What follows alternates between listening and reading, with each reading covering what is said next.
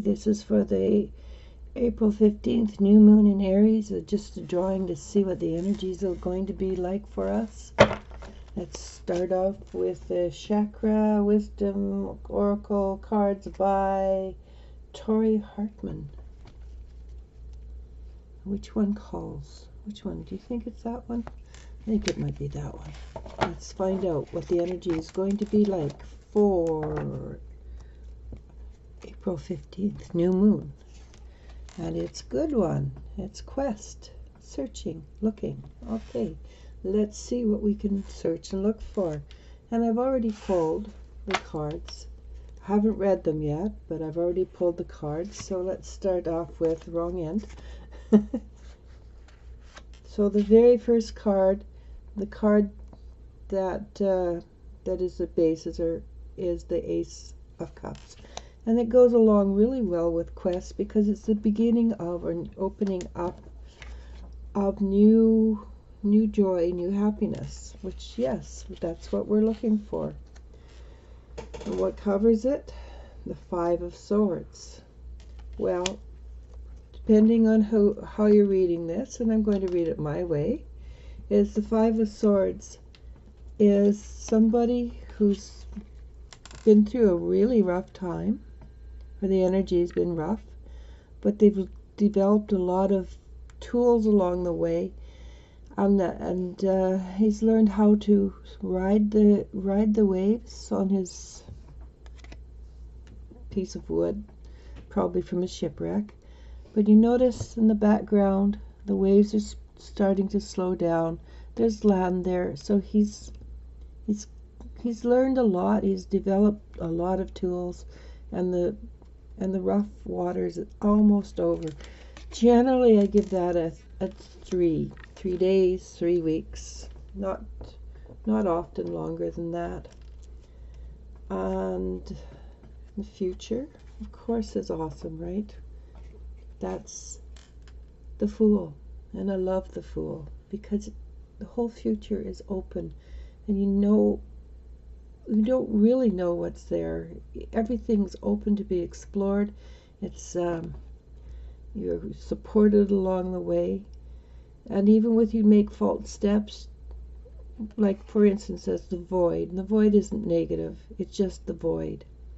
But if you fall into the void, it could have negative consequences. So there's a future out there that's really exciting, and you have no idea what you're going to find, what possibility is out there for you to find, and that's in the future.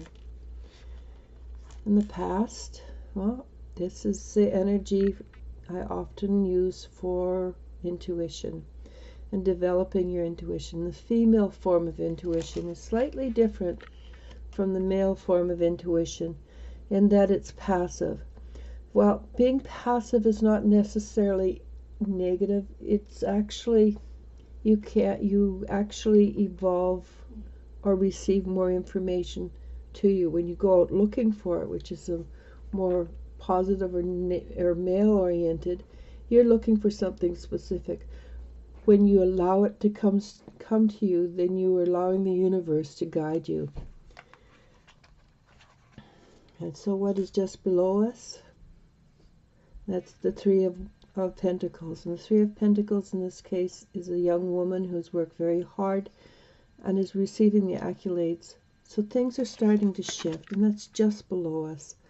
And they're just beginning to shift, beginning to change, beginning to make a really positive difference. And the future is Three of Wands. Wow, that's pretty cool, hey? 2 3s in a row. The Three of Wands is a woman who's a businesswoman in this case, but it's an energy. In life, it's like a business. She's put a lot of effort into growing herself and growing her business, and now she's put a lot of it into her ships. So you can't see them, but they're in there, and she's sending them out so that they can come back and bring more money to her, more abilities. So this is the near future, all right? So this basically, what this is saying, that we're shifting, We're moving into the near future is going to be awesome and exciting and fun and all those wonderful things. So then we go. It just keeps on going the same way. It says the Seven of Pentacles, which again is like the Three of Pentacles. It's very similar. You put in the effort and you reap the rewards. Being a farmer, though, sometimes you may run into some difficulties with reaping the rewards, but along the way there's a healing, and everything we do right now is a healing, right? There's no two ways around that. The Hierophant heals, and that's major, and wow, look at that. So this is justice, and justice, in this case she's the goddess Mat, and along with the healing she is judging, or in this case it's actually we ourselves are judging. Is our heart as light as a feather? And if it's not, what can we do about it? Can we cut away extraneous stuff that no longer matters? And as we grow, we become more psychic. You can be psychic and not spiritual, but you cannot be spiritual and not psychic. It's just as you clear away the dredge and the crap around yourself or your body and your soul, your body lightens up and intuitions are naturally occurring. And what does that bring us? That brings us to the Magician. And the Magician is a mover and a shaker and a making things happen. And it's a power. It's a very powerful card. And it's a beginning. So it's a beginning of new magic, which is what we have here. So the Fool, which is beginning of all things, anything is possible. Here we're taking control of our lives. We're doing what we can. So this full moon, this new moon in Aries, is indeed a very powerful new moon. There's 4 major arcana. There's 3 very positive cards. There's one that opens up your intuition, and that's, again, positive.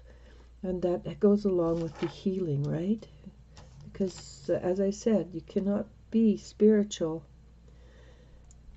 without being intuitive. And if you don't feel you're intuitive, that doesn't mean you're not spiritual. It just means you're denying that you're intuitive.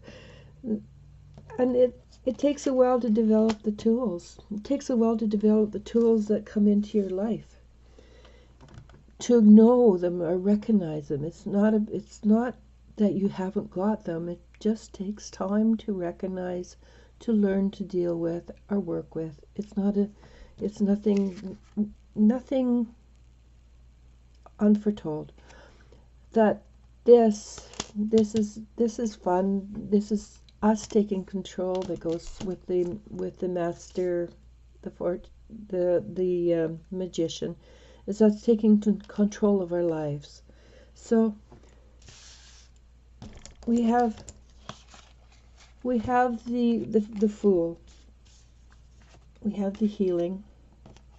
We have the justice. And we have the Magician. All tell a story of a quest. And this is the energy of new moon. And how do we end it?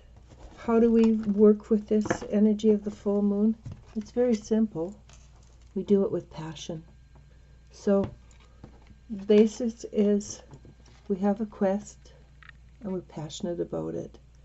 And of course, we've got the Magician. What else can we be but passionate about the Magician? I mean, he's a mover, he's a shaker, he makes things happen. And the result will be that we will reap the rewards of our efforts. And why not? We have the tools. But the best card of all is the beginning card, which is opening up of joy and happiness. So it has been a great deal of pleasure to talk with you today. I'm looking forward to talking to you more. Namaste.